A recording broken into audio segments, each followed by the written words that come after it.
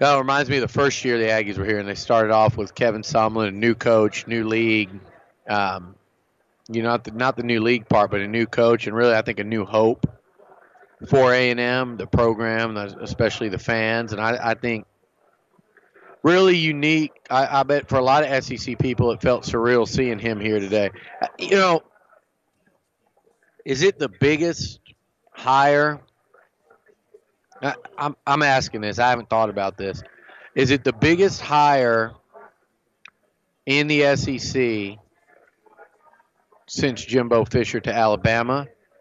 I know it didn't get as much run because it's Texas Since Nick A&M. Saban? Yeah, I said Jimbo Fisher. Yeah, since Nick Saban to Bama, and maybe the biggest in college football since whether it may be Harbaugh to Michigan or Urban to Ohio State. I mean, it's in that vein. The difference is A&M hasn't done it in the history. But when you're talking about who they hired and where they hired them away from, I think it's the biggest in this conference since Nick Saban to Bama from the Miami Dolphins. I mean, I'm just going through the checklist, and I mean, I'm going through it. I'm going, no, no, no.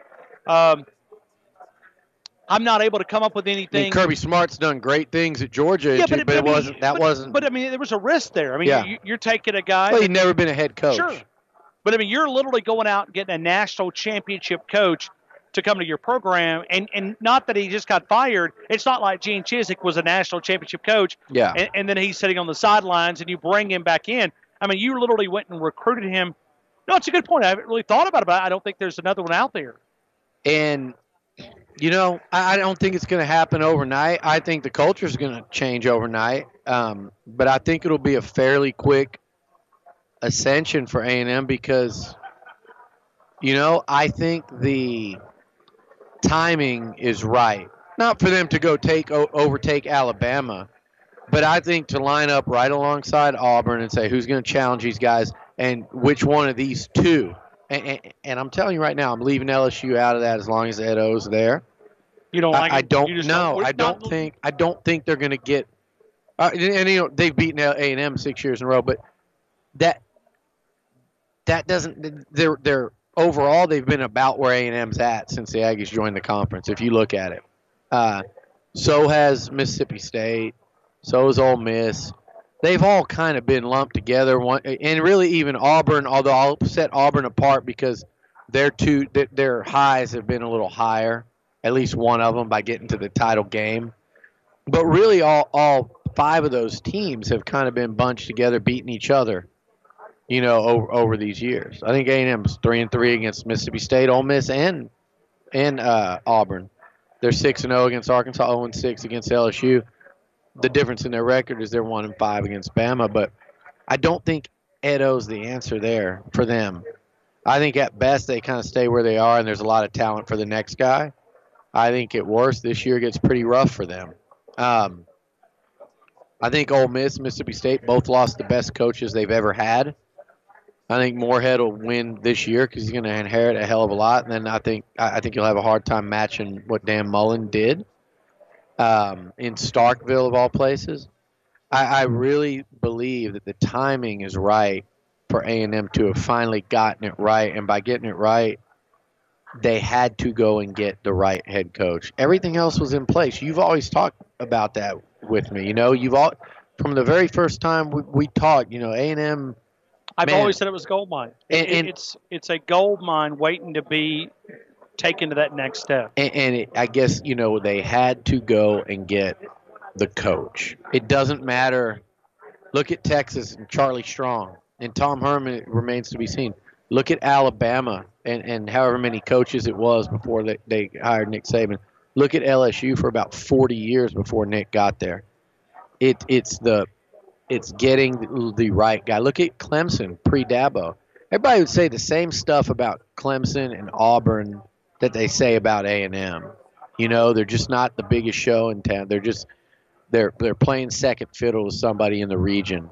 They've always been an underachieving program, and I don't think you say that anymore about A&M once Jimbo gets his footing. And I don't know what that means in the way of championships. And I know Alabama's there and Nick Saban's there, but guess what?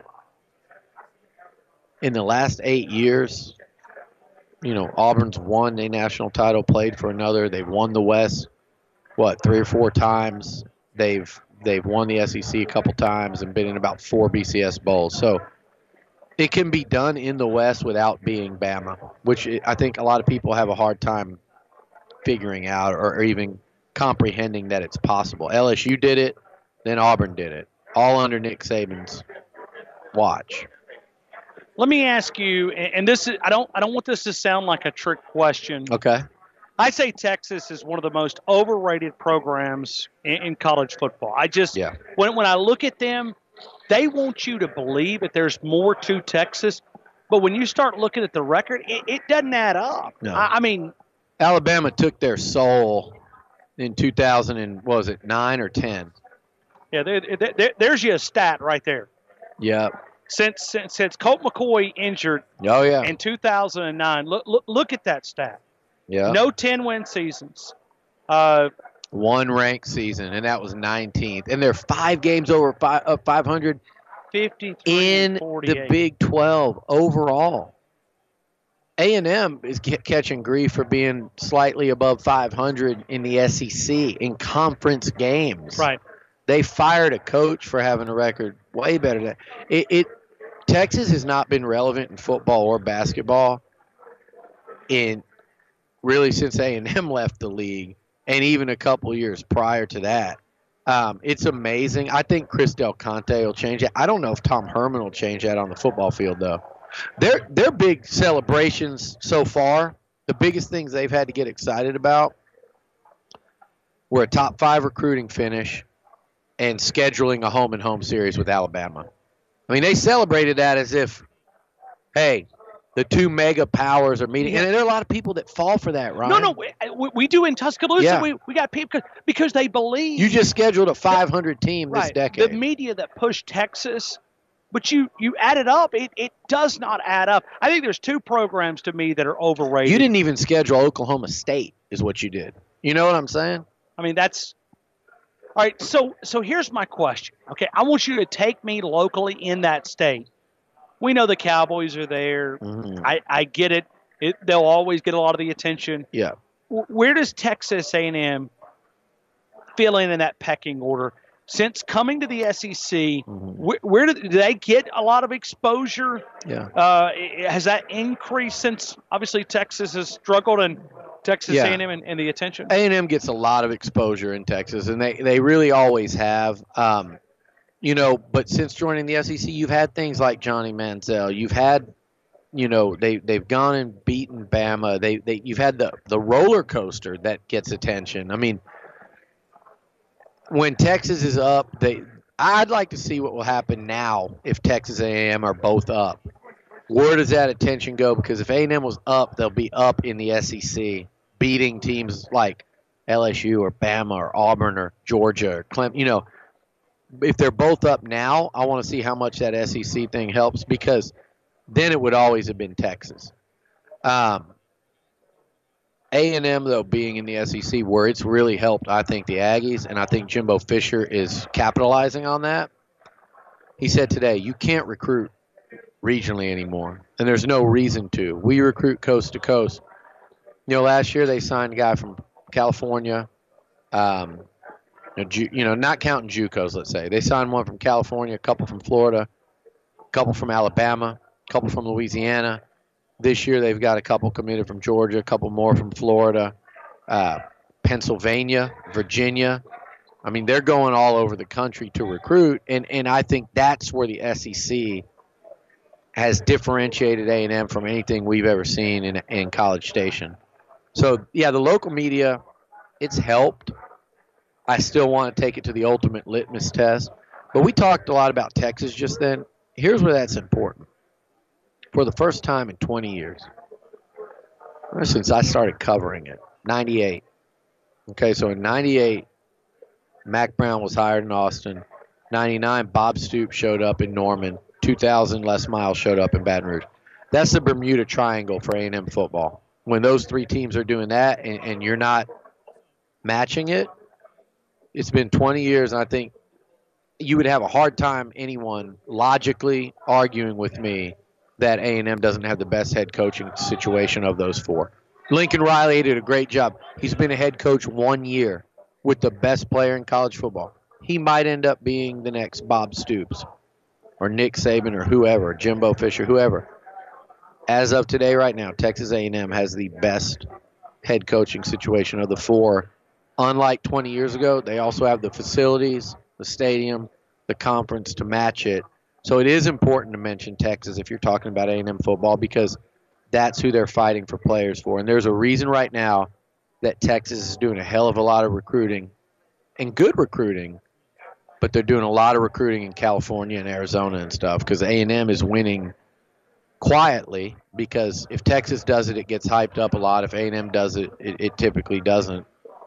They're quietly, decisively winning the recruiting war in the state of Texas. Sitting here looking at a stat sheet, and is this a misprint?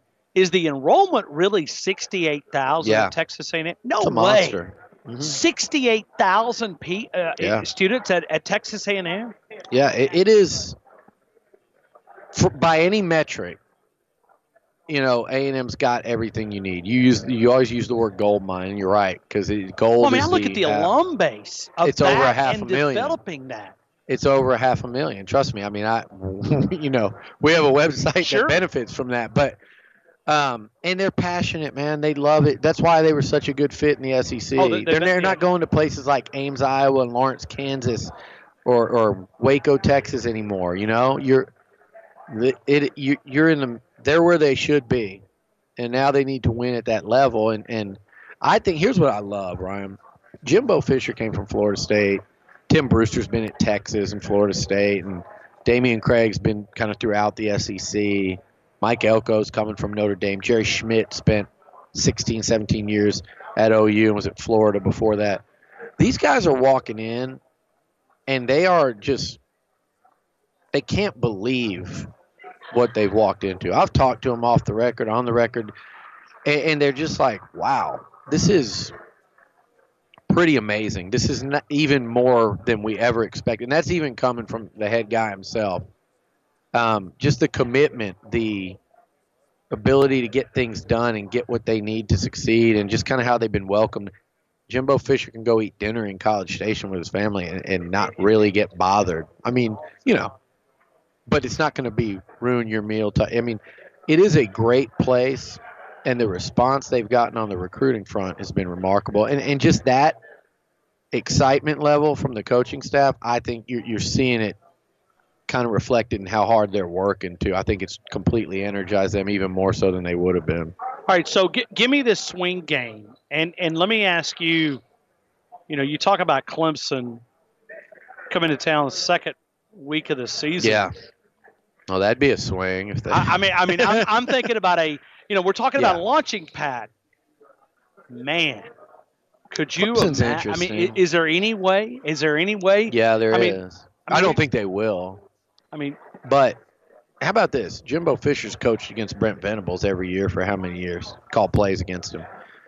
Florida State had them on the ropes last year with a quarterback that didn't know what he was doing yet. I think it was fourth quarter. They fumbled a handoff going in for the lead. Then you really look at Clemson. You know, Mike Elko had a lot of experience against that offense at Wake. They're coming into Kyle Field, 100,000, second game of the season, on the road. I mean, Clemson, you look at Pittsburgh 2 years ago. You look at Syracuse last year. They barely beat Auburn each of the last 2 years. 2 years ago, that was a bad Auburn team. They're prone to – I'll put it this way. If you're looking at national title contenders and you want to circle one game for each or a couple games for each of those teams and say this is a trap game, that's one. I think Clemson, you know, should be a decided favorite. I'm not going to pick A&M to win that game. Could be interesting. I think the swing games for the Aggies, though, they've got to win one on the road against South Carolina, Mississippi State, or Auburn. That's tough. This year, that's tougher. I think it's a lot tougher than it normally would be. Mississippi State's way up. South Carolina's on the way up. Auburn's, you know, got a senior veteran quarterback in Stidham. I guess he's still a junior. If they could get one of those, and then I think the big one is LSU at home. Get one of those three, beat LSU at home, and I think they could, win a bowl and finish like in that 9-4 range and trending way up. Well, I talked to Jimbo Fisher minutes after Alabama won a national title, about 2 miles from not even that, a mile from where we're at this here. year. This year. And obviously I wanted his thoughts, and I asked him to go on record. We talked for a couple of minutes, just sitting there chatting. And then I asked him, I said, can I throw the recorder up? And he said, oh, yeah, sure. Yeah, no problem. And I said, what's your first thoughts when you see Nick Saban win number 6 as a coach? And obviously he knows Nick Saban. Yeah, that was part of that. And he said, the first thing I watched that team, the first thing that comes to my mind is I've got to go recruit. Well, he's done that. I mean, he's won some battles against Nick Saban in Alabama. He has. Sure. For Texas kids. But, I mean, that's not normal. I mean, normally who Alabama wants, Alabama gets. And A&M has a decided advantage for Texas kids, but they've been winning them, which is different. Yeah. Hey, what do you know, and just spinning it right back to Alabama football, this young man that we have heard tons of things. Jalen Waddle? Yeah. He's a stud. I can't imagine that he won't. I know Bama's had some success with Texas kids, and there's been some kids that have fallen through the cracks. Hell, I think that's what's hurt A&M is when you get guys like Tony Brown, Kendall Sheffield, and Maurice Smith, and Deontay Thompson. Ashawn Robinson. I was thinking just in one position. Okay. Secondary. Think about that. Yeah. 4 guys that were all, essentially in the same time period, all leaving Texas, most of them from the greater Houston area. Actually, all of them from the greater Houston area. And they're going to Tuscaloosa, and you can't get them to College Station. Think about the difference. And those guys collectively didn't do much at Bama. I think at A&M, most of them start and are really good players. There's a reason Bama recruited them. So there's been a mixed bag. There's been some great ones, Ashawn, Jalen Hurts. But I think Jalen Waddle, I think he's can't miss. Tough kid. He can, it's an overused phrase, but man, can he take the top off. And he is a playmaker. There were some big battles down the stretch. And A&M, whoever they beat out, I know Alabama fans will say, they didn't really beat us for Vernon Jackson, but they got Vernon Jackson away from his Bama commit. They got Bobby Brown. They got Leon O'Neal, who they really beat out Clemson and Georgia for him, and Bama tried to get in there late. They won some monster battles. They got James Foster away from LSU and Florida State out of the state of Alabama. The one they lost, the only one they lost down the stretch, it was something like 9 out of 10 in the last 48 hours. The only one was Jalen Waddle, and that was a guy they dearly wanted because he's can't miss. He's can't miss. Well, in everything that's happening in Tuscaloosa, that roster, that's the one player. If I talk to people that are having the 7-on-7 drills, the skeleton practices, Jalen Waddle is the name that comes up so often. It is the buzzword in Tuscaloosa. I know he's not. They're different, but he can be a Christian Kirk type player. Christian's a bigger, he's built more like a running back. He's harder to tackle. He's very physical. But just in terms of their production as an inside receiver and in the return game, he could have a Christian Kirk type impact. I think he'll fall right in line with that recent lineage that Alabama has at the receiver position.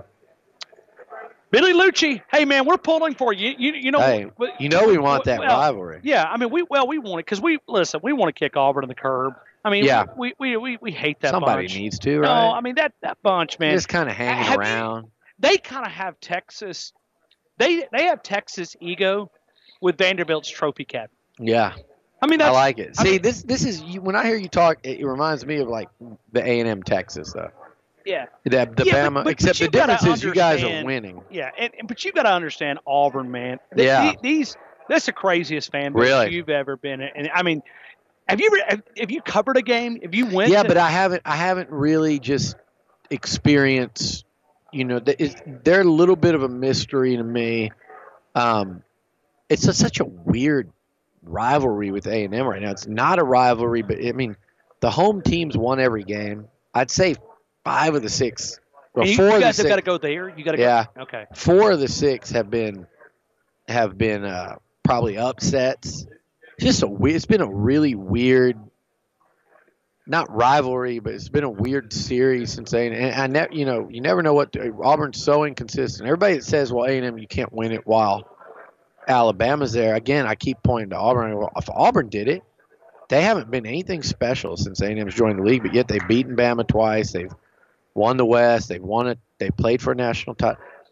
Man, I agree. So I think the A&M Alabama rivalry could be special. Well, I just think the history of Coach Stallings, Coach Bryant, and all the different ties. And now you're adding in. You had the Manziel Saban 2-year battle, which was epic.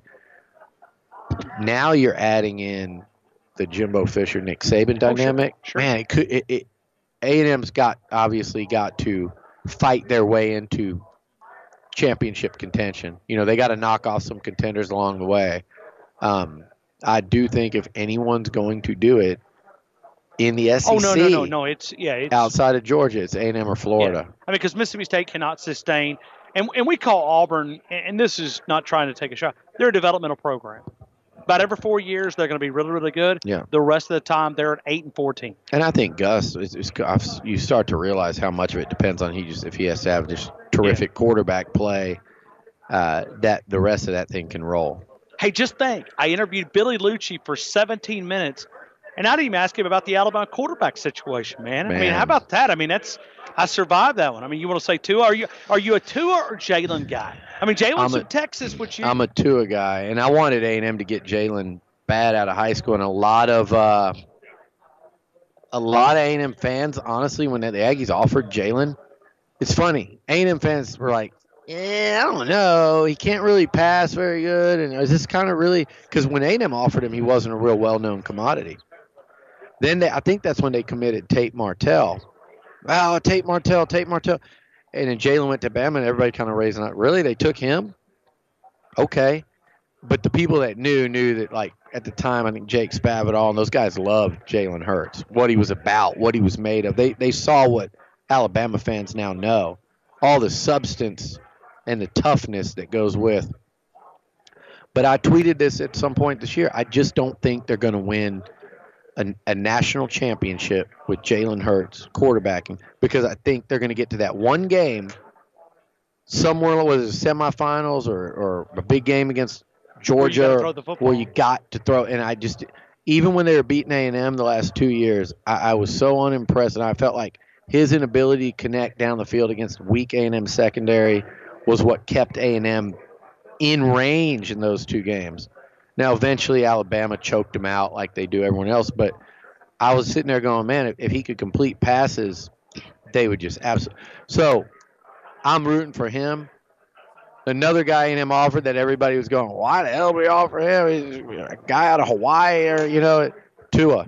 The Aggies offered Tua, and he was considering a visit and stuff, and they could never make it happen. He committed fairly early to Alabama. But, again, it's just funny to me that, like, and fans everywhere do this, but if it's not a player, I heard the same thing from there's a large group of people that did that when Johnny Manziel picked A&M, because he was not known as a thrower. They thought he was just a street ball, little playmaker guy. Well, yeah, he was. And I think Bama's got a really good quarterback situation.